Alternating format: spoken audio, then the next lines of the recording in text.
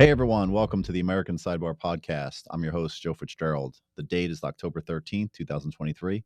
Along with me is my co-host, Brian Mason. On today's show, we have the founder of the Blessings Bag Brigade, Kevin Garrison.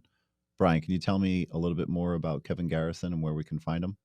Joe, our guest Kevin is an Army veteran who's made it his mission to deliver a simple bit of dignity to the homeless. He started this when walking through Penn Station after hearing about blessing bags from a friend.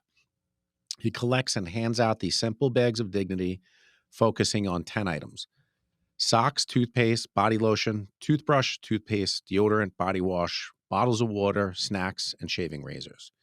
He is also giving out many pairs of shoes and other essential clothing items.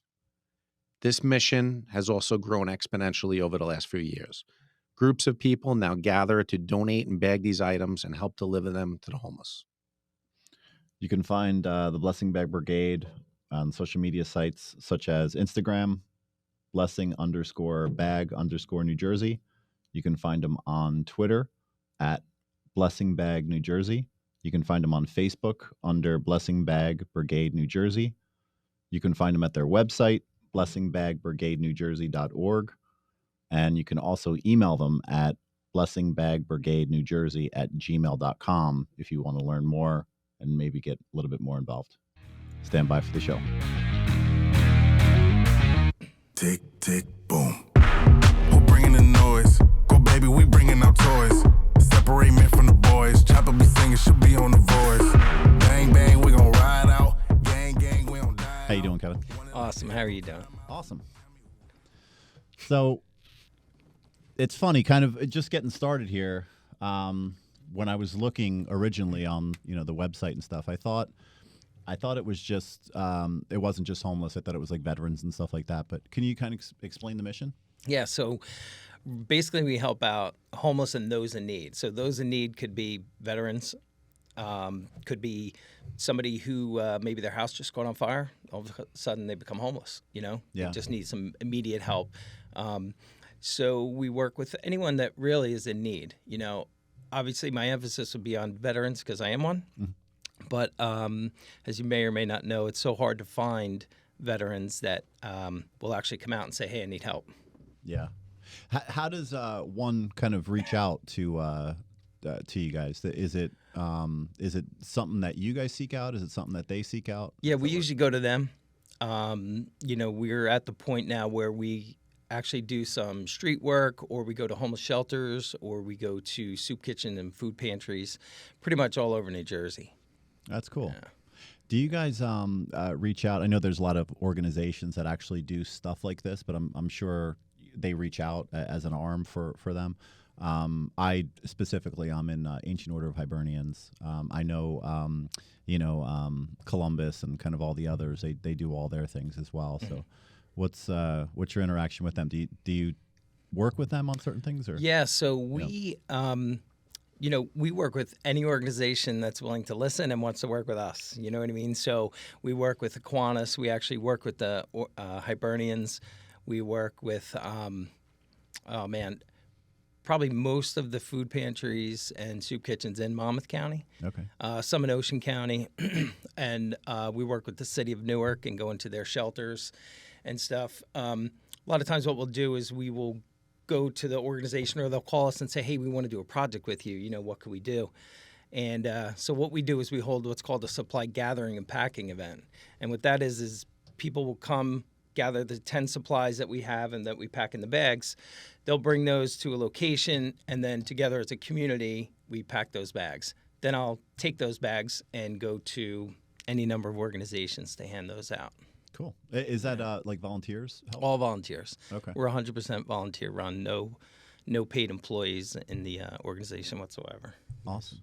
What's in a blessings bag? Inside a bag is water, snacks, socks, toothbrush, toothpaste, deodorant, soap, lotion, razor, and I'm forgetting one. So anyway, 10 of those. So what we do is we put one Body of wash? each. What's that? Body wash. Body wash, soap. Yeah. So we'll put those in a gallon-sized Ziploc bag. I know. Usually I can rattle it off. Blessing bag brigade. Like we said, don't say blessings. I know. It's all right. What are we going to do, someone's got to get something wrong here. Mm-hmm. So we It's both usually- got one. it's Now usually you- me. I know, and you're getting them usually all me. right. That's good. But yeah, so we put them in a gallon-sized Ziploc bag, and then like again, we give out like 2,000 to 3,000 a month. Okay. So. How often is it? Is it like a cycle that you do, or is it Kind of. We mostly ask for collections and do collections in the beginning of the month. Then towards the end of the month, we try to go to different places. Usually people who are on some kind of assistance get their money in the beginning of the month. So by the end of the month, they're running out of supplies and different things. So that's when you'll see like an uptick in people going to soup kitchens, food pantries, and needing different kinds of hygiene stuff like we supply. Yeah. Yeah. That's awesome. So tell me more about the effort. Is it you said you're local towards like Monmouth County. Is it do you reach out to any other organizations or anything, or? Yeah, we go all over. Like most recently I went down to Florida, Fort Myers, when they had something. I have a camper van.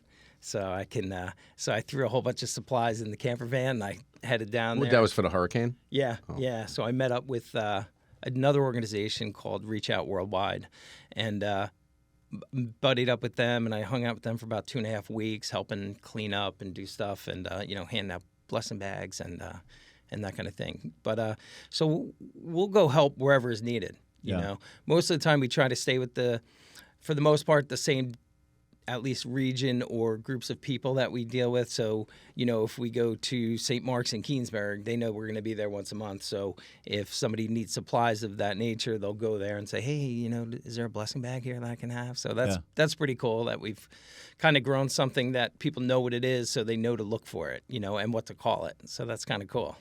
So why hygiene gear? So really it was just by fluke, It was 2016. I was looking for a project to do for Christmas. And I was working in New York City, seeing the homeless on a daily basis.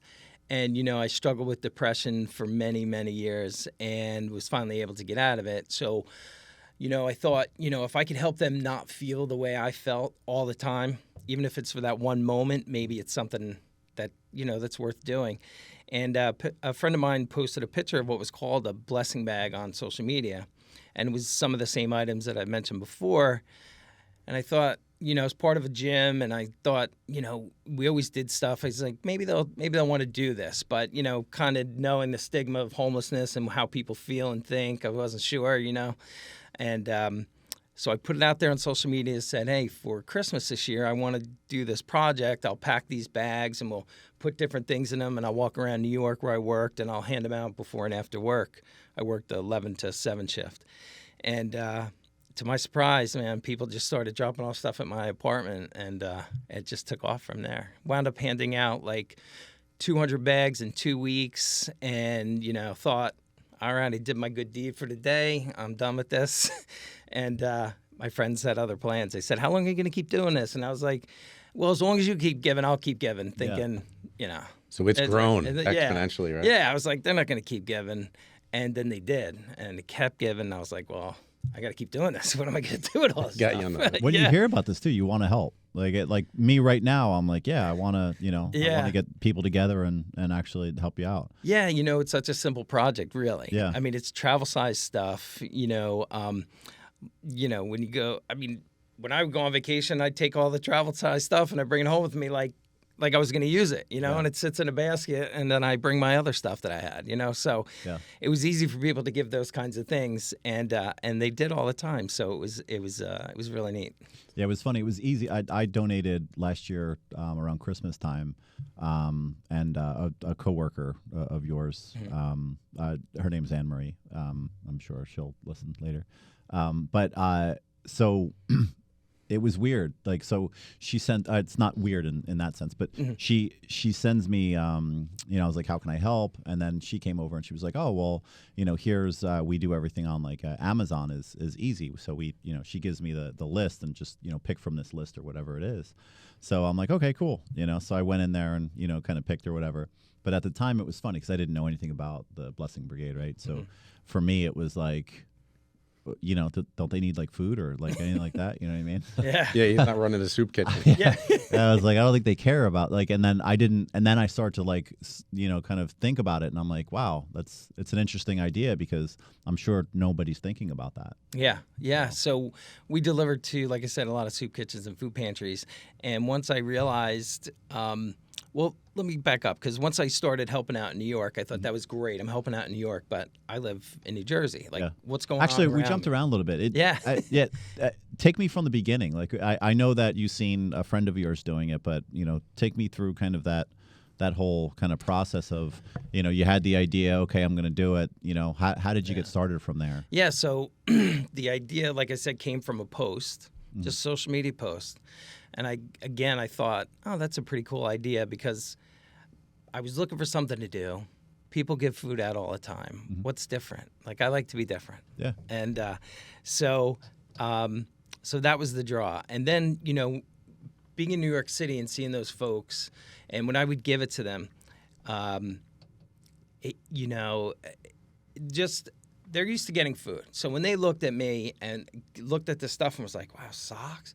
Is that a razor in there? Holy shit, a toothbrush and toothpaste? Yeah. Like, it was different, you know? And so after I had done that for a couple of times, they would start to wait for me. They'd know where I got off the train, and they would actually wait for me and ask me if I had any blessing bags with me. I mean, I looked like one of them sometimes, because I would have this huge IKEA bag on my back, which is like the long 4-foot ones, filled with blessing bags. I'd be carrying 2 things of blessing bags. It was funny looking. And you were in the military. You know what it's like, not changing your socks for 3 weeks, right? Living on the street. It's gotta be hard. I would see people literally kick off their shoes and change their socks immediately, you know? And yeah, this one time I gave this guy shoes. I got a ton of stories, but one time I gave this guy shoes, and like 2 weeks later, he asked me for shoes again. And I was like, dude, I just gave you shoes and they look brand new. And he goes, smell them. And I was like, no, thank you. And he said, listen, I wear these shoes 24 hours a day, 7 days a week. So I was close enough to be able to smell them, and they stunk, you know, because these people don't have opportunity to wash them. Yeah. They don't get to take them off at night for 8 hours and put them away so they air out and feel good like we do, you know? So it was interesting, like, you learn things like that, like, holy crap, you know?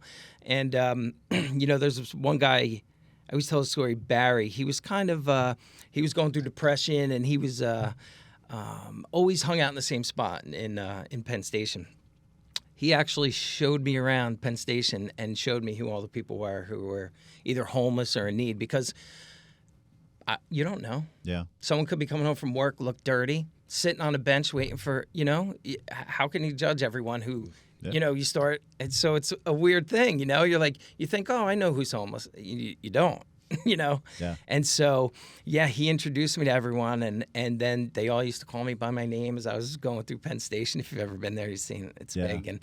And so every corner I turned, there'd be somebody there, and, you know, it was just interesting. It was really weird. So, yeah, so then that kept happening, and met different people and heard their stories, you know, and not every one of these stories is about drugs and alcohol, you know. You start realizing they're human, too. Yeah. Like, we just walk by them every day. Yeah. And you know, like, you know, it's sometimes a job loss. Sometimes it's a divorce. Sometimes it's a loss of a kid, you know, which may ultimately lead to drugs and alcohol, but it's not always the thing. Mental you health. know? Yeah. Mental health is like, I would say, you know, easily 60 to 70%. I think that's even the statistic of the people have mental illness. A lot of them are some schizophrenics.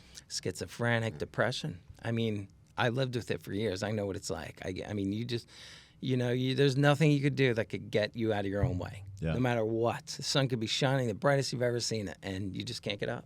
So I get it, man. Yeah. I get it. So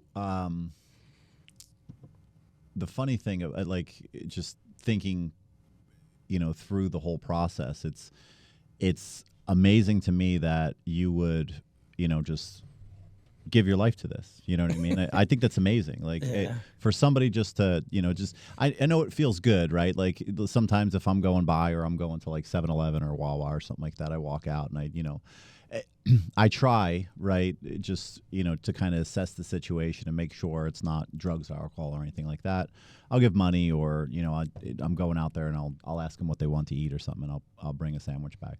That feels amazing. You know what I mean? And Yeah. I wish I can help everybody, right?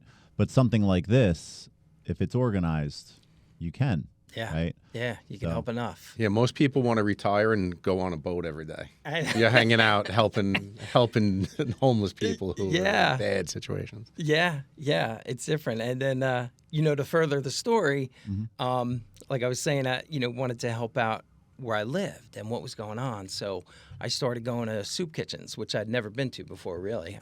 I don't think I ever was. So I went to this place in Keensburg in New Jersey called St. Mark's. And it's in a place called Keensburg. And just, we kind of know what it is here. And you think that's what it is, So I went there, gave out blessing bags. And this guy, as I mentioned, most of the stuff is travel size. And I gave him a 2-ounce bottle of shampoo. And the guy jumped up and down for like a whole minute and thanked me for it. Now, you can get that at the time. You get it at the dollar store for $1. Yeah. But he didn't even have that or the capability to go do that. Yeah. So I thought that was amazing. Like, it can't be like this everywhere, right? Like, this is just an isolated area, isolated thing. So then I went to different soup kitchens up and down the Jersey Shore and realized they were like that everywhere. And again, like we talked about earlier, they give out food, but they are so not thinking about anything else. Yeah. And these people need way more than food. Aside from maybe help mentally, some, they weren't getting hygiene products. They weren't getting soap. They weren't getting deodorant. Deodorant, socks, two most, expensive things in that bag, and the hardest thing for us to get, So it was just amazing. And then we just started going out further and seeing stuff like this everywhere. And then when you help that one person that makes you feel like you made a difference in their life, it makes you want to find that next one. Yeah. It's a drug. It's like a drug. Yeah. Can I ask, how bad is the homeless problem in New Jersey itself? Because we don't really think, honestly, I don't really think of Monmouth County being having a ton of homeless people. Right. Except for you see it in Red Bank and right here and there. Thanks. Pretty big. Yeah, and you see it here and there. Most of it, quite honestly, is a lot of working poor. So you're seeing them at the soup kitchen. You're seeing them grab extra food at the food pantries. I forget what the report is number-wise, but it's grown over the years a little bit, and now obviously you guys know about the economy, so we're heading towards that direction again, where we're seeing an uptick in people coming to our soup kitchens and then, needing more hygiene kits or different things like that. And, I'm meeting more people who are sleeping in the woods. We have a soup kitchen in Freehold, and, a lot of people are coming in there. But, it's just different, it's not as prevalent here. But if you go away from here, it's much more prevalent, especially closer to the cities. Yeah. Or even out of Monmouth County itself. Yeah. What kind of catches my eye with it is, you don't want to, there's a fine line, right, about enabling, right? So that's what I always say. So you don't want to enable, but to actually give them hygiene gear, you're giving them a shot to, fix themselves up, get a job, right? Be presentable, right? For feel better.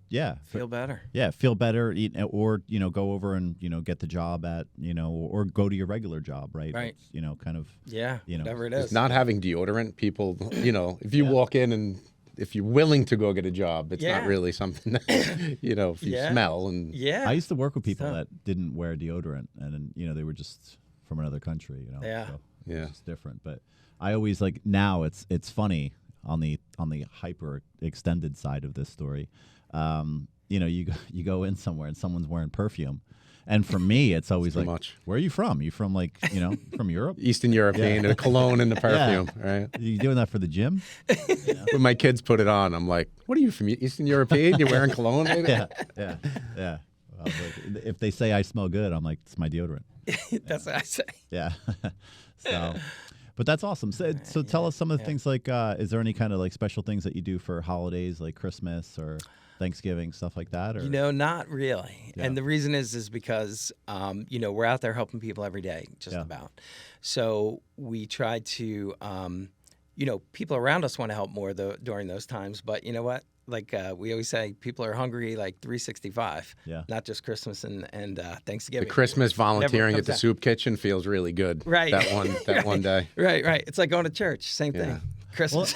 I think it also has to do with, I mean, when you think about it during those times, yes, you want to give back to the community because, it's the whole religious aspect of, what happens with Christmas, right? But they're off, right? So Yeah. they get, the Christmas break off, fall break, stuff like that. Yeah. So you probably see more of an increase of help Yeah. during those times. Yeah, and summertime too. Yeah. Like I said, we have a couple soup kitchens, so the kids come out and for the summer, and it's awesome. We have a special needs program with kids with special needs make hygiene kits for us. We supply them with the materials, and then they put the bags together. There's one school that actually puts the material on a shelf, so the kids have to shop the store, so to speak, Yeah. and put it in the bag and make bags. So it's pretty cool. They get to play a part in it. Yeah, it's just amazing that it evolved into it. Again, none of my bright ideas. You know what I mean? Like Yeah. a teacher came to me and said, "Hey, Kevin, my kids can do this for life skills," and I was like, "Really? Oh, yeah, we'll do that." And I said, "As long as we keep getting supplies, I'll supply you." And so now we're in like 15 different schools throughout Monmouth and Ocean, and Middlesex County. So it's just incredible how, people see something and they want to be involved. Yeah. Especially when they think it's good. Oh, sorry. No, good. No, I was going to say, you've seen a lot of like pantries lately saying they don't have enough stuff. Yeah. Has your like donations increased or decreased, like with the pandemic?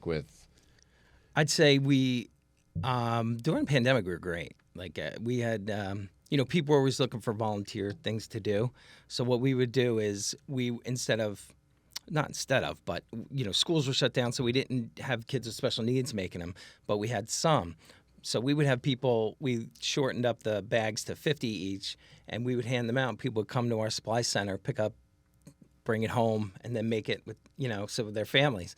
And one of the greatest things about this project that I've seen is when we do these big events, no kid has a cell phone in his hand. Yeah. Nice. They're all making stuff, and they're engaged.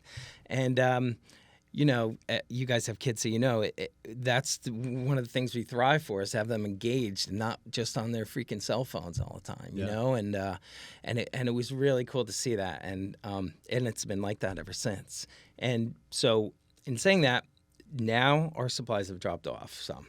It's been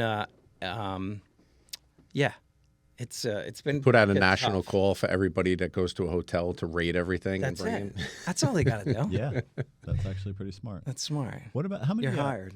How many people do you have that actually help? Across Monmouth and. Yeah, I couldn't even put a number on it because you may have some spare time and donate an hour of your time at St. Luke's Community Dinner in Long Branch, and I may never see you again because that's all the time you had. So we have a good core of like 15 people who help out, who keep things going. Supply coordinator. We have people in different areas that run different supply gathering packing events. We have people who run the soup kitchens. And then, I just act as a manager more and help everyone and keep everyone supplied with stuff and, move stuff around here and there. And so it's cool. It's cool. So what about if someone wants to get, involved, right? How do they go about it?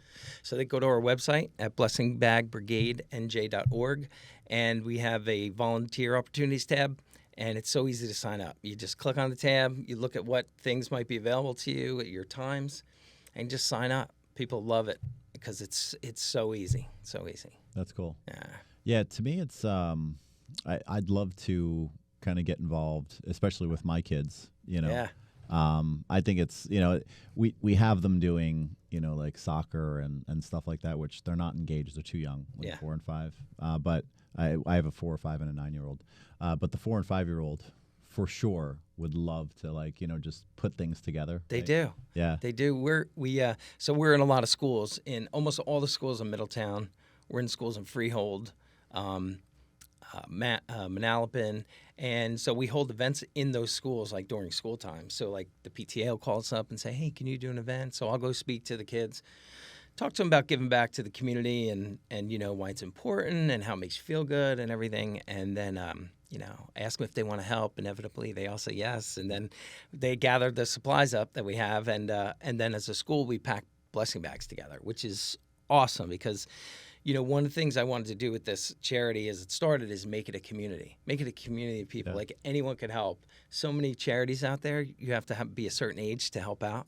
And I don't care if you're carrying your 2-year-old and you're packing bags. Like, what's the difference? Like, why when the kids step packing those bags, it's got to be. I guess like when parents bring their kids to the soup kitchen and they're going, "Wow, people don't have food." Yeah. You take so many things for granted. They're going, well, we have shampoo and soap in my house. Now somebody doesn't have this. It's got to be, like you're saying, they're not on their phones. Yeah. It's got to be a little bit of a wake-up call. It is, and they ask a lot of questions, which is cool because, they're like, oh, shampoo comes in such a small bottle? Like...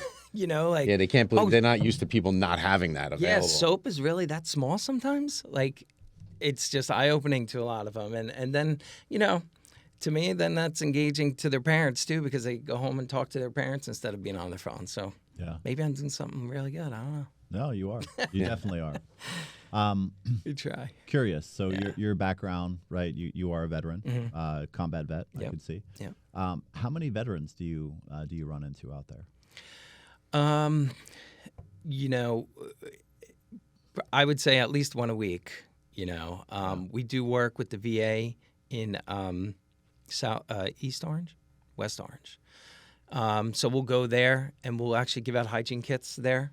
A lot of times they'll be coming in the morning, going to their appointments and stuff, and they always take them. And the important thing about giving a blessing bag to us in the beginning, or always, is we never say, "Do you need this?" We say, "Can I give this to you?" Yeah. Because we put them on the defense when you say, "Do you need this?" "No, I don't need that." Pride kicks in. Yeah. But if you say, "Can I give this to you?" then that's like a gift. Hey, you want to gift me something? Sure, I'll take that. Yeah. And it's different. It really is. It's amazing when I first started and realized that. I was like, wow. Veteran may actually be different. more reluctant to say, "Yeah, I need this." Totally. He's in a 100%. bad situation, whether it's mental or, like you're saying, something bad happened. 100%. He may not say, "Yeah, I need that." Yes, exactly. Yeah, that's one of the main problems with veterans is they don't ask for help until it's too late. Yeah. Yeah. I'm going through that myself right now. Like I've been out of the Army for a couple decades now. Probably, 30? Yeah, almost 30 years. And I finally got hooked up with the VA after 30 years. Really? When I was in my 20s, I tried to do it. And not to bring this into another conversation about veterans, but in my 20s, I didn't have the patience. And it was so hard to get somebody on the phone because back then it was a lot different. And then, and then life happens. Then, when I was depressed, I didn't give a shit. I didn't want to talk to anybody, so that was off the table. How do you find them to deal with? Then, Are they helpful? I have had good luck with them so Yeah. far. Yeah, I've had, I thankfully haven't had anything major to go through, but I go right now here to Tinton Falls, and I've had great doctors, great service. They've been pretty good. But I will say the mental health aspect of it is really tough. Like I'm waiting for 4 months for an appointment. Mm-hmm. That's crazy. pisses If me you off. were suicidal, that's going to be a Totally. Yeah. When that 4 months comes up, I want to go. Yeah. I will because I'm in the right state of mind right now. But again, 4 months. Not everybody is. Yeah. 4 months. As Really veterans, you guys must have seen it and heard about it. I mean, we had, where the VA was pretty much prescribing a lot of stuff that might have even been causing some of these problems. Like they seem to be prone to I've seen it personally with people that I knew that they get a lot of prescriptions that they probably don't need. Right. And now that exasperates. Oh, I'm sorry, that was a big word I just tried to say. It makes that situation a lot worse. Yeah. We should ring the bell when you do that. When I do that, I'm going to Google that. The triple word score. Yeah. Nice. Good work. So, that just threw me off. As far as you took a while to get back into the veterans side of things. Mm-hmm. What took so long? Just being depressed. Yeah. Just not caring. Yeah. Just didn't really. you go to a deep, dark place. You know, you don't think anyone's on your side. You don't think, Yeah. you think everyone's against you. You know, you make one phone call and no one answers, and you're like, oh, screw this. You People know? always ask me all the time. They're like, how come, I don't have PTSD, or, I'm like, what makes you assume I don't? Exactly. You know what I mean? I said it's just there's certain triggers like that I have. Mhm. I can't watch certain movies. I can't watch. I agree. So someone will say, just see, Lone Survivor and stuff like that. Not watching it. So Yeah. I don't watch stuff like that. Yeah. A lot of the friends that I have that are at least that kind of turn back to the VA, they wear it like as a badge of honor. That they'll wear the veterans jacket, and it's not to say you shouldn't do that, right? But that's not, to me, that's not my identity. I'm a father, right? A husband, right? I have kids. That's my identity. And I was, I did that, right? Yeah. Yeah. So- I think it. Yeah, and I think that's one of the major things is they still live in it. You know what I mean? Yeah. And I don't know. For me, I can't. If I live in it, I would be that way as well, right? Right. The VA actually sent me paperwork, right? And they said, hey, you're based upon this, you were in combat here, and you need to sign up for this. And I was like, no, I'm not doing that. It took me 30 years to put this hat on. Yeah. Seriously. Yeah. I never wore it. 30 years, and you think about everybody coming out of the 20 year Yeah. war. Yeah. Yeah. How worse it's gonna be. You have so many more people. Yeah. Not getting help right now. Yeah, I was the same way though with that. Like I didn't, I was over, I was done. I didn't talk about it for years. Like not recently, but like 20 years after I got out of the Army, and was with old high school friends, and I'd seen them over the years and stuff like that. And when we were out to dinner, and I don't know, somehow it came up, we started talking about it, and they're all like big-eyed, and I was like, what's going on? They're like, we've been friends with you for 20 years after this, and you never talked about it once. And I was like, then I got bright-eyed. I was like, oh, shit, am I holding stuff in? What's going on? Yeah. And so... Because you don't see it, So right? then- For yeah. you, you're living it every day, so it's kind of slow. Totally.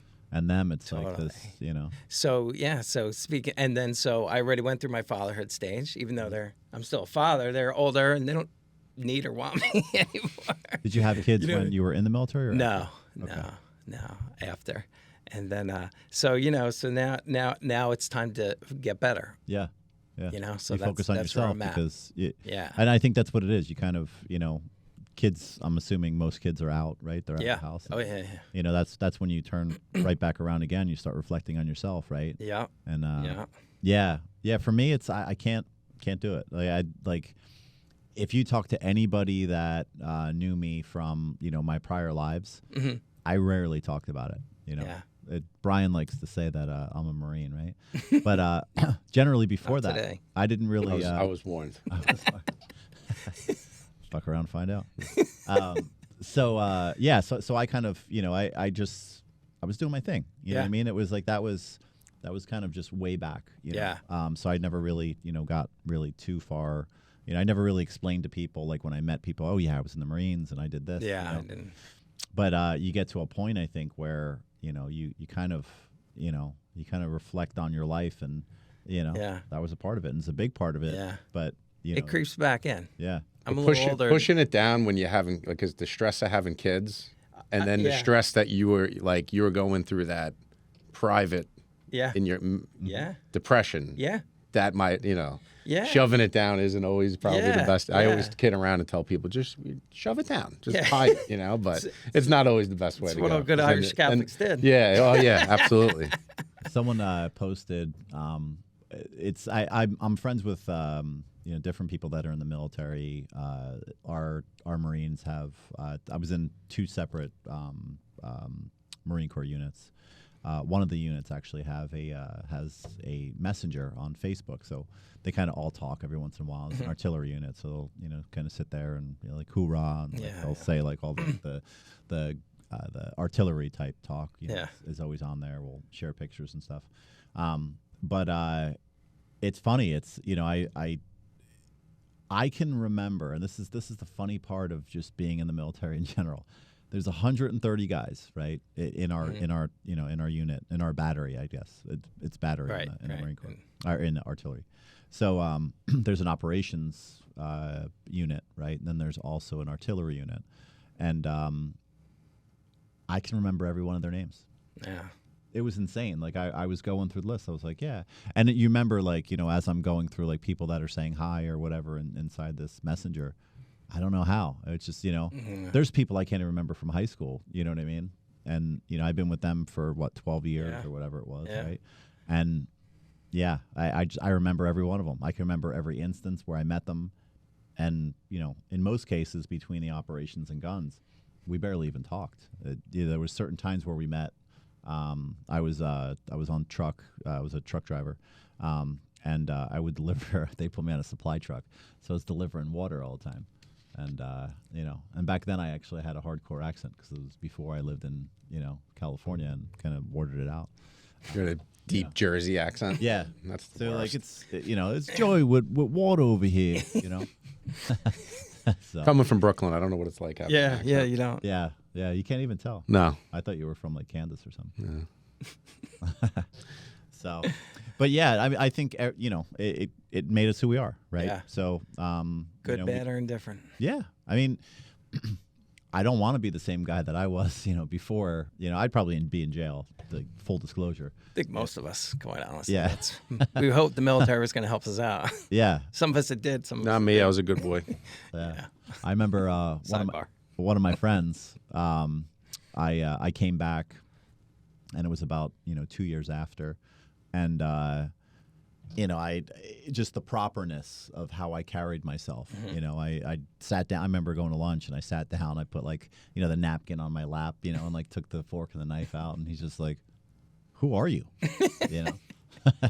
So, Before that, you were He's like, wiping your "Animal, hands. yeah, right?" before I was like, That's how I picture Marines being. Yeah. Just shoving everything in their mouth. there's some truth to that. Yeah. So what were you in? I was in the Army, You were in the Army. infantry. Yeah. How long? 3 years. 3 years. 3 years. Yeah. Did Desert Shield, Desert Storm. I was stationed in Texas. That was the one that Or took the- place. It was like 2 minutes, right? Yeah. It was like 2 minute war. 185 days I was there. Yeah. Started on my birthday, ended on my mother's birthday. Yeah. Isn't that funny? Where were you at? January 16th.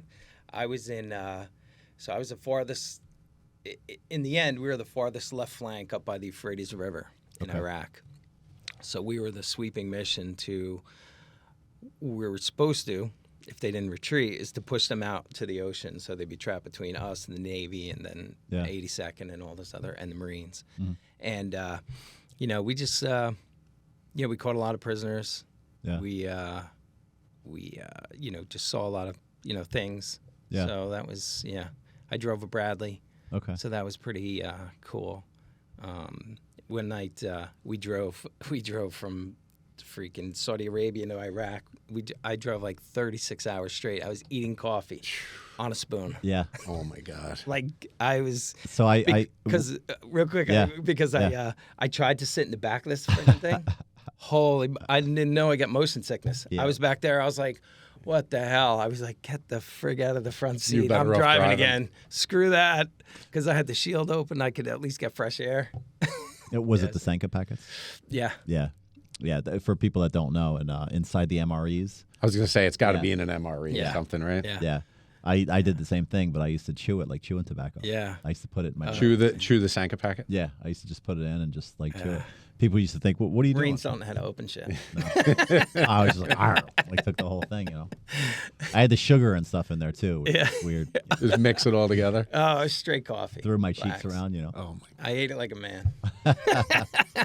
Yeah, that's crazy. I mean, a lot of people don't, kind of realize. That's what amazes me about the world right now that we live in, because people are talking about stuff they've never been to or really understand. You'll run into somebody and they'll say, "Oh, well, you shouldn't have been in Iraq anyway," or and they'll talk about like Ukraine, like they've been there, and it's just like, Yeah. do you understand? Like, and most of them just it's aggravating. But I understand it, right? And that's why I can kind of I can kind of peel myself away in these conversations and not lose it. Right? Yeah. And say, okay, I understand. But most of them, never left the town, city, state. And, they're speaking on stuff that, I couldn't even comprehend. Yeah. I mean, especially what's going on now, these things are hundreds, if not thousands of years old. Mm-hmm. Like Yeah. things that, we'll probably still never understand. Yeah. They're fighting for things that we know nothing about, really, because we don't have it like that here. Someone told me the other day. We have it pretty good here. Well, that's so far. the point. well, point with Take it easy. Yeah. Boy, we're going to go off another direction. Today, today is the day we were warned about, the day of jihad. So. Yes. Yeah. So far, I'll knock on wood. Yeah, nothing happened. But it's interesting though, and bringing this back to current world with the blessings bag, seeing stuff like that, right? And seeing the level of homelessness and poverty, right, go into these other countries. Yeah. I've saw it. I know you've seen it. Absolutely. It like to me, like my kid, for instance, will come in and we'll go to the store.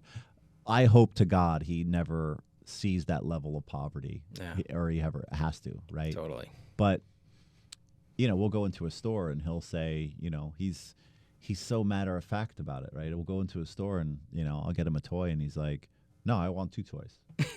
And I'm like, you're not getting 2 toys. Yeah. And he's like, no, but I'm going to get 2 toys. I want 2 toys. And then he'll talk like the little one into it, like, hey, you want 2 toys, right?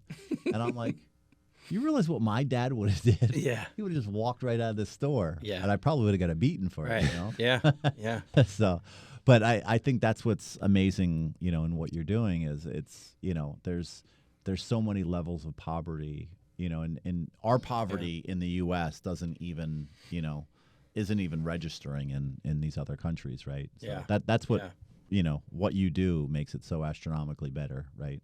Yeah, it's just, when you can help another human being, it just makes you feel good, and I think that's what's kept me going with this is that not only does it help them, but it helps me, and I think the fact that how much it's helped me, I think is making me that better of a person, as a husband, as a father, as a human being. And I don't mean by giving back, but I just mean making me feel a way that makes me, just appreciate every freaking thing I have. And every time I put on my sneakers and turn on that car and it works or whatever, wake up in a cold house. I don't mind waking up in a cold house. Just don't put me outside anymore.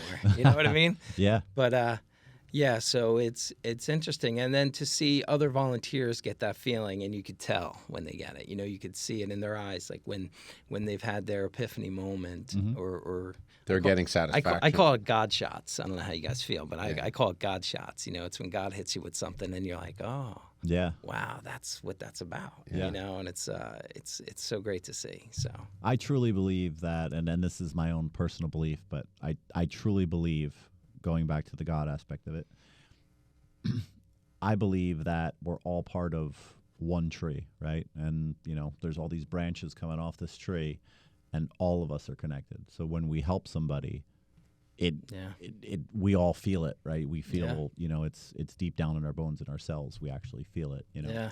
And, I personally, that's kind of the way I feel about it, but I don't know.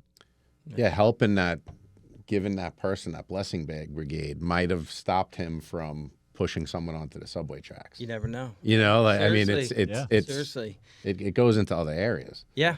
That's what I said. If it could change the way they feel for that one moment, maybe that's something. Yeah. And even with just hygiene gear in general, after you get a haircut, after you take a shower, think about how great you feel after it, right? The person that's actually receiving it, right?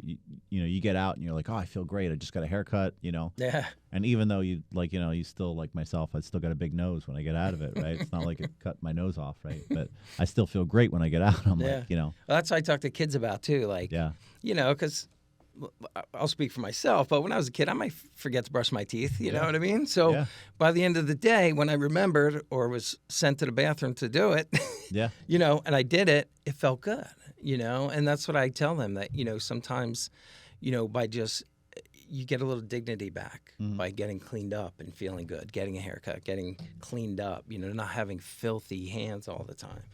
And you see it when I was in New York and I was handing these out one night.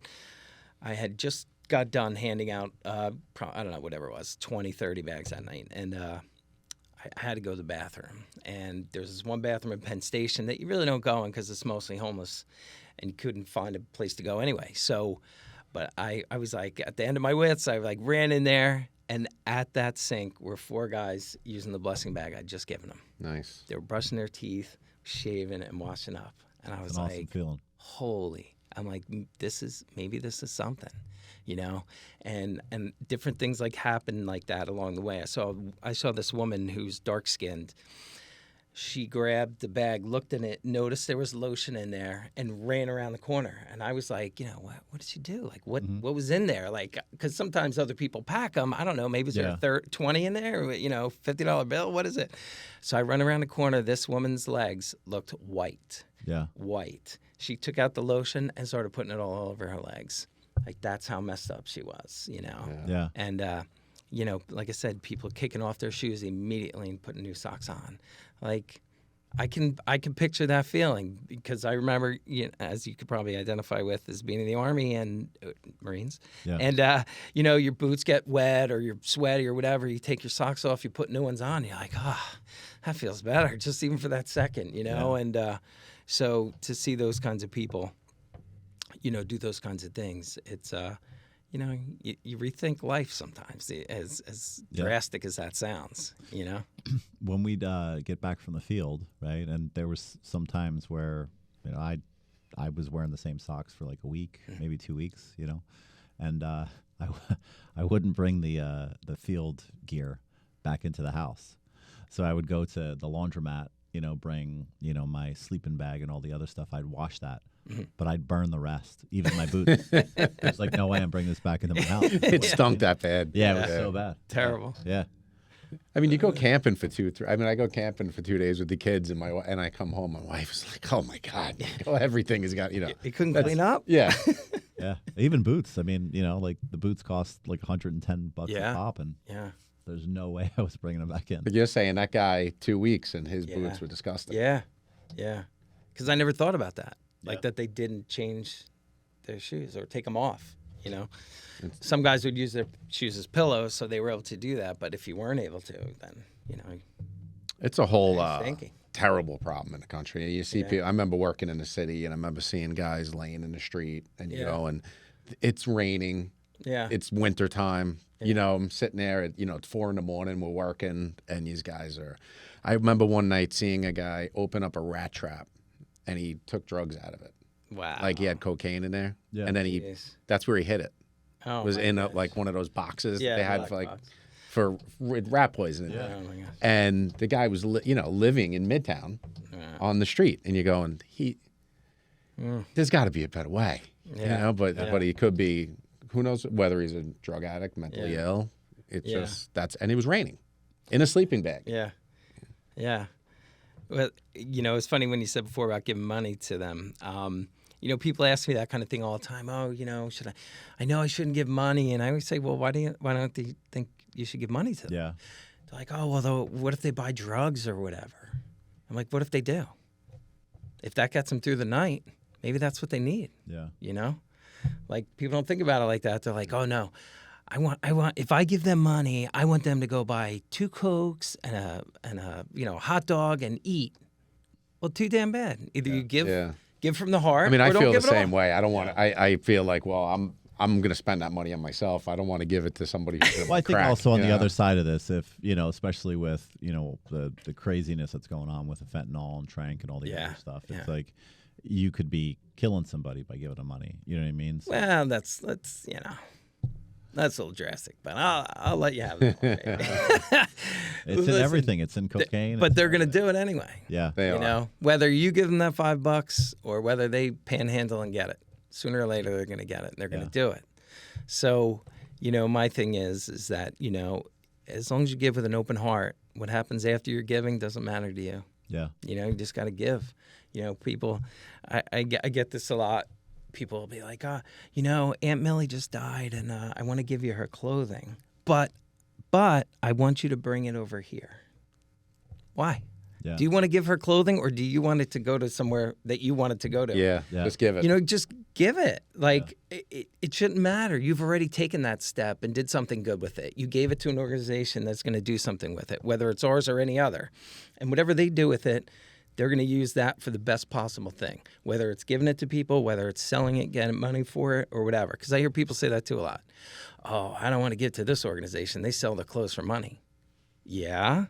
Well, that they can use that money to buy supplies to give to folks. Like, it's not always about the clothing, or it's not always about what you think it is, Like, there's a lot of different reasons to give, and what charities do with it is up to them, because you're entrusting them that they're the charity, that they're going to do the right thing with it. So if it's a charity you trust, give them what you have, and then let them make those decisions. Feels better knowing, like with you, we were talking about it before. People can see it. They can see you giving those bags out. Yeah, well, social media has been a big part of what we did, I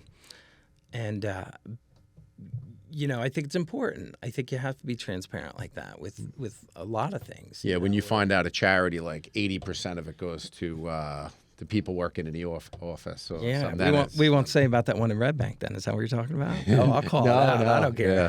No, I didn't even know about that. Yeah. I didn't know about it. I didn't know about it. Yeah. Anyway. Yeah. No, it seems like with the veterans groups and everything, you'll find like there's 50,000 of them.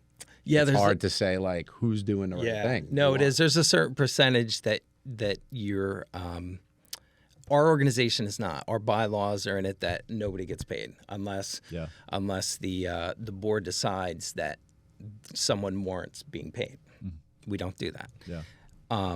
Other places are different. And let's put it this way: some people warrant some people getting paid, because if you're managing millions of dollars, you have to have someone who's going to be in control and smart enough or savvy enough to do that, and willing to give that time. And, they're giving a part of their life anyway, so why not? The 9/11 charities really brought that to the forefront, because you had everybody's friends were on the board and people going, enough already. The families who lost people didn't get any of this money. Yeah. That's part of I don't know anything about that aspect of it, but, just charities in general, especially when you're managing money. You got to hire people, like secretaries, CFOs, accounting people. Right. Someone's got to work the books, right? Because the worst thing you want to do is screw that up. Yeah, right? yeah. So we have an accountant do ours. Yeah. So, thankfully, Contract. thankfully or not thankfully, but we don't bring in a lot of money. We bring in more supplies, which is fine because that's what we do anyway. So every year we have accountant does our stuff, goes through our books, and submits our taxes, because I am not the paper guy. I'm the boots on the ground. Yeah. That's why I joined the Army. Yeah. Boots on the ground. The grassroots one, people get a better feeling. I think, because they can see Yeah, you. There's a video of you out there handing that stuff. Yeah, and a lot of times they can come with us. We've had tons of times where people come to the city with us. New York, when we were there. After COVID, we transitioned and we help out in Newark more, because we're in New Jersey. Just keep it here. It's my kind of thing. You have to help at home first. That's what I think. Yeah. In every aspect. We help out in Newark a lot. We do a lot of street work there, where we bring people. We go into shelters. There's the largest shelter in Newark that we go to. That's like between 3 and 400 people in it. It's and you see, when guys get out of jail, they'll dump them over there, literally dump them over there, and they have like last winter we went over there and they were dumping guys out of jail. If you remember, New Jersey did that, and that's another show. We were meeting guys in December who came out in shorts and a T-shirt, because that's what they got arrested in, and got put in jail. And they were in jail for like 20 years. And they're in these T-shirts that are like, all, closed them in and everything. And and thankfully we had like a shitload of clothes that we were able to give everybody. Yeah. So we do that kind of work too. How do you accumulate the clothes? I mean, I know it's the blessings bag, and yeah. So it started with the blessing bag, and then we kind of morphed into 2 soup kitchens. And now we're able to handle other things because we have a lot of volunteers. So we take clothes donations. Like at Christmas time, or Thanksgiving, Christmas, we'll do a thing where we do a coat drive, but a brand new coat drive. And then like I call it adopt, and I'll adopt a shelter or different areas, and we'll get the people in there what exact coat they need, and we'll get them coats like to fit them, and women's or men's. So we do that. We handle like a lot of things like that, Where specifically? So you said soup kitchens. Could you tell us exactly where they are? Yeah. So our soup kitchen is St. Luke's Community Dinner in Long Branch. Okay. And that's on 535 Broadway, and that's every Tuesday night between about 4 and 5:30. Like that's when we feed people, but we start about 1:30 where people come in, they help. And, clean tables, help cook, like do everything. And then we have St. Peter's Community Lunch in Freehold. And that one is amazing. So when COVID happened, I just took over that soup kitchen because the guy had just abruptly left, and the pastor was looking for someone to do it. And I was like, yeah, I'll do it because, I had the right help and everything. And then everything shut down. And I was like, what the hell are we going to do? And at that time, no one knew anything. So you weren't allowed to really be together and cook and everything. Still don't. So, amen. But so we were like, what are we going to do? And, again, like I said, people were calling me for ideas like, how can we volunteer? I want to give back. What's going on? So we actually had people making sandwiches for us for the soup kitchen. And then we'd give it out. So, we put up slots on a Sign Up Genius, and people would come and do it. And then I'd get the inevitable phone call, like, hey, listen, your sign-up's full. Can I bring sandwiches anyway? I'm like, sure, bring them anyway. We were getting, I'm not even kidding you, 1,000 to 2,000 sandwiches. Wow. People are bringing them, or you're making them there? No, they're bringing them made. And my staff was like, Kevin, what are you doing? Like, we got to put a limit on Because you don't want to this. say no to people. Right. But again, no, we weren't doing anything else that time anyway. Yeah. So then we would take those. Obviously, we weren't. So what we would do is put 2 sandwiches in a bag, a snack, like a bag of chips, like granola bar, bag of chips, and like a water. Mm-hmm. And then we would put, we put 2 of those in a bag, and then we'd send them out. Now, we didn't have 2,000 people coming to Freehold, you know what I mean? So we would go to Asbury, we would send them to low-income housing areas, low-income seniors that could use them, and then we started like distributing all over the place. So then, finally calmed down, we got back to work and stuff, and so now today we still do it that same way, and it gives so many people an opportunity to give back, and so that's how they can get involved over there because, little Johnny can make sandwiches at night, and his mom could bring them there in the morning, and he's still getting volunteer hours because he made them. Yeah. So that's how we do that, and we're still like, I think we gave out 500 or 700 lunches this Wednesday, and Thursday we gave out, I think, 400 lunches. Do you have any kind of mobile capabilities? Because for me, to kind of understand. Part of this would be if you're homeless and you don't have a house and you don't have access to internet, phones, stuff like that. Right. How do you know? How do you know where everything? They all have phones. Right. But they all have. Yeah, they all have phones. Okay. Because they got to be in contact with their family. Not everyone's from here, so they all. So that's like the first bill they pay. That's probably why they're homeless, because of the outrageous. Cell phone bill. I'm almost there myself. Yeah. I am too. Yeah.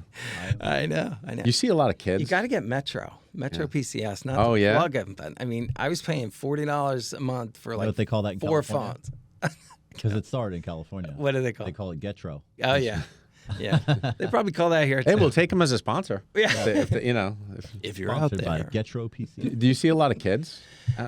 Not really. More kids come to the soup kitchens. Like, I would say they're more families in need, so they would come there. Yeah. But not too many kids. They're extreme circumstances. Usually moms and kids get taken care of first, and I think the men are left to their own devices a lot of times because I think that our society says, well, hey, you're a man. Yeah. Like, you should be able to do it. Yep. And in most cases, you should. Yeah. In most cases. But, when mental illness obviously comes into effect, yeah.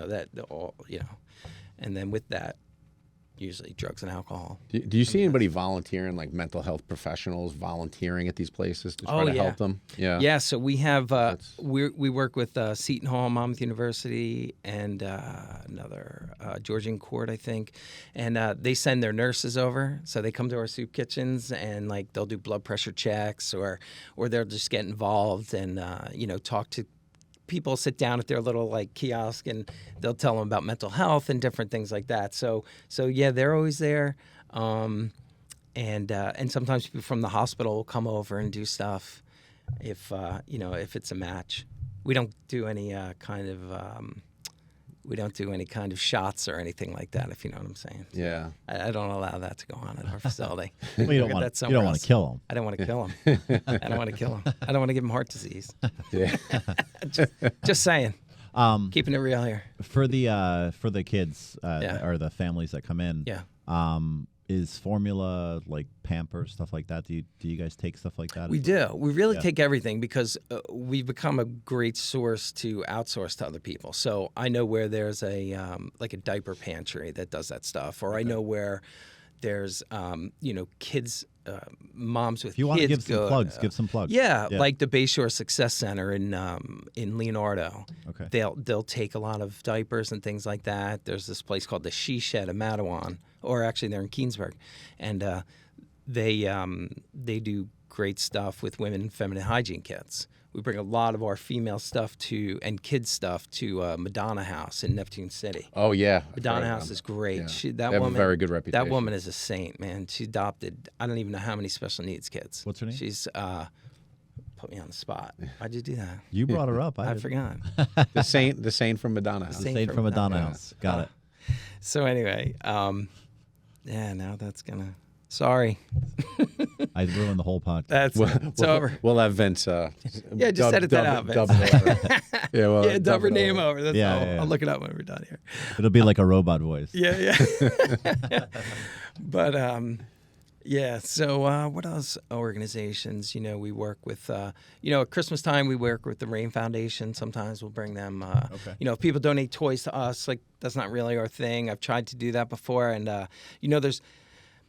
When I started this very smart woman said, Kevin, the best thing you could do is stay in your lane.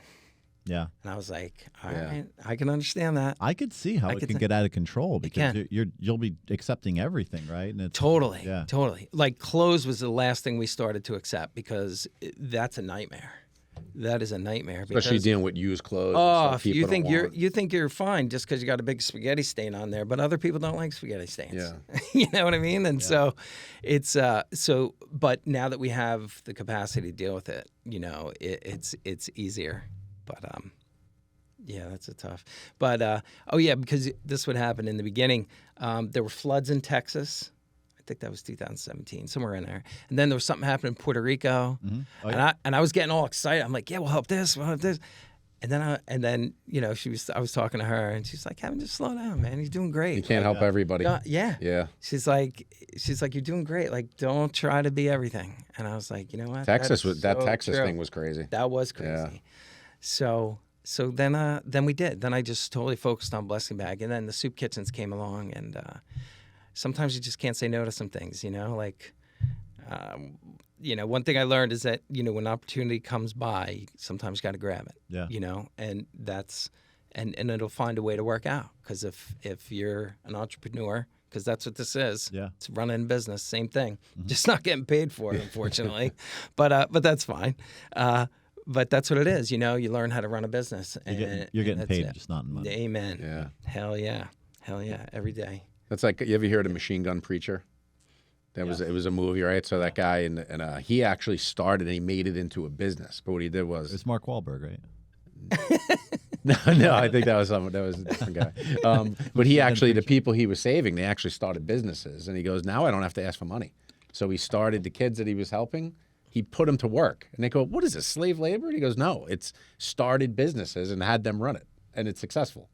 And but that's and you get knowledge that you wouldn't. Yeah, and he said, they're learning skills. They're in all these different countries. I can't even remember what country it was. The movie was crazy. Yeah, Gerard Butler, I think, was in it. Gerard Butler, right? And they were coming to kill him. It was some famous guy that was like that we've heard about, like almost like an urban legend guy was trying to murder him all the time. He was on a podcast. They had so many hits on him. Really? And all he was doing was help feed people. But yeah, started businesses and put them to work. Wow. Learn skills. That's talking about like other countries about kind of that situation. I did a humanitarian op, and it amazed me that there was people there that were trying to stop us from helping people. Feeding people. Yeah, so they were trying to kind of hijack the all the kind of supplies coming in, whether it was food and medical supplies, stuff like that. Yeah. So they were trying to. That was how Somalia, I think, started. Somalia, right? yeah. They were taking Yep. they were attacking the UN convoys and they're starving the people. Yep. It was like a weapon. Yeah. Do you remember? I think they're still around. Tom's shoes or something like that. Tom's. If you Yeah. bought a pair, they give a pair. Yeah. Well, if you dig deeper into that story, where they gave the shoes, those people had shoemakers in town, and he actually put them out of business because he was giving free shoes away, and he actually ruined the economy over there by that shit. Hey, listen, isn't that crazy? That's smart. Sorry. It was smart marketing for him. Yes. But, I mean, look Yeah. at Bombas. Bombas is a great one. We get Bombas socks every year. 10,000. Oh, really? 10,000 pairs. Yeah. Wow. 10,000 pairs. Because they give out, what do you buy, socks, and they give socks to people. Yeah, we get them actually. Yeah, we're one of the So organizations. Tom Shoes couldn't find a place that didn't have shoemakers? I guess not. I guess not. That's actually like he should be a general or something. Yeah, right. Really smart idea. I'm surprised he didn't make them work. The shoemakers work for him. Yeah, that's right. Awesome. Anyway, Kevin, thanks for coming in. Oh, thanks for I really having me, appreciate man. it. It's cool. Thank you. fun. Glad to have you in. Yeah, It's we'll definitely I want to help for sure. In the beginning, we'll kind of plug everything that we can to kind of help you out, and Sounds great. thanks for everything. Sounds great. This was American Sidebar. Have a great day.